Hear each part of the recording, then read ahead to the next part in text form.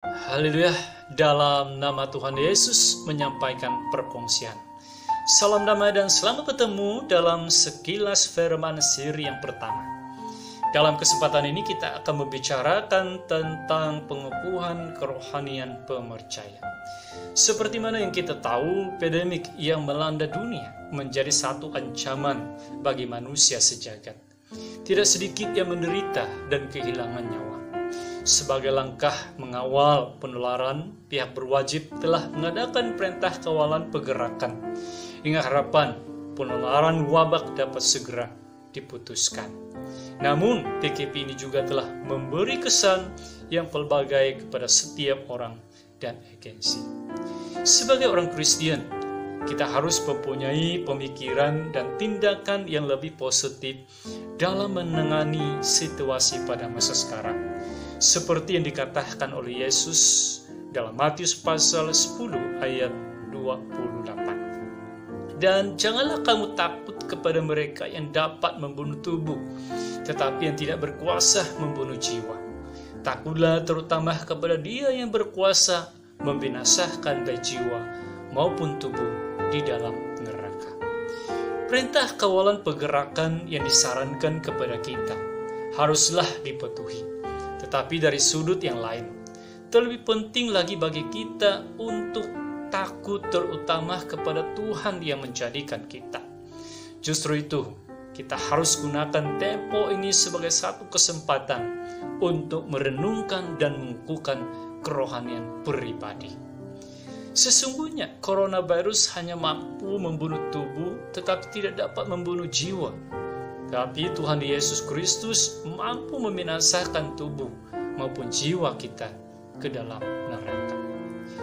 Justru itu apakah langkah yang harus kita ambil untuk memperkukuhkan kerohanian kita?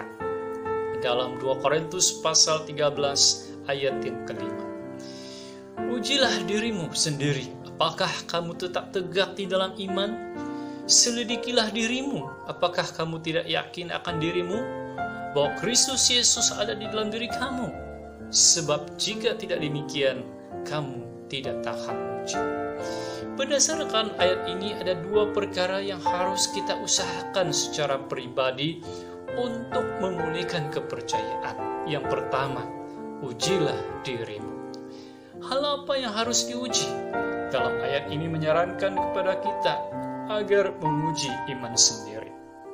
Apakah kamu tetap tegak di dalam iman? Adakah iman kita tergantung kepada orang lain atau sudah boleh mandiri? Jika ada orang membawa kita beribadah, barulah kita pandai beribadah. Tetapi sebaliknya jika tidak, maka kita tidak tahu untuk beribadah. Ini menunjukkan kita masih bergantung kepada orang lain. Adakah hidup kita saat ini berdasarkan percaya kepada Kristus? Atau kita sudah mulai menjalani kehidupan dengan hanya bersandarkan keyakinan diri? Hanya menyebutkan sendiri sebagai Kristen, tetapi pada hakikat kita masih hidup melayani tubuh daging, sehingga sering memadamkan kehendak Roh Kudus. Bagaimana kita menguji diri? Apakah kita tetap tegak di dalam iman? Sesungguhnya orang yang jelas mengenali diri kita adalah kita sendiri. Dan yang kedua adalah orang yang di sebelah kita. Oleh itu, kita harus sentiasa ada hati yang mau mengoreksi diri. Dan hati yang rendah hati untuk menerimakan nasihat dan teguran dari orang lain. Melalui dua hal ini akan membuatkan kita dapat memahami sejauh mana iman kepercayaan sendiri. Yang kedua, selidikilah dirimu. Apakah yang kita mau selidiki? Dalam 2 Korintus pasal 13 ayat yang kelima yang telah dibacakan. Kelima seterusnya mengatakan, apakah kamu tidak yakin akan dirimu? Bahwa Kristus Yesus ada di dalam diri kamu?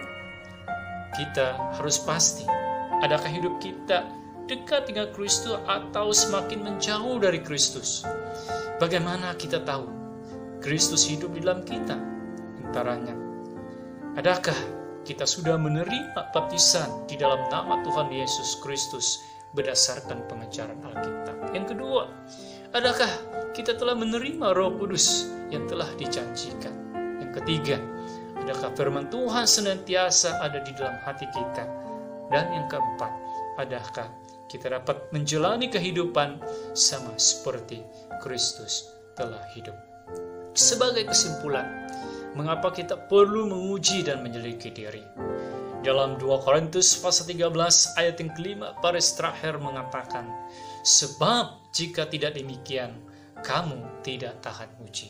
Justru gunakanlah tempo PKP sebagai masa untuk kita mengoreksi diri, memperkukuhkan diri, agar kita dapat menjadi orang yang tahan uji, yaitu menjadi orang-orang yang menang dalam iman, yang dibenarkan dan diselamatkan. Tuhan memberkati kita.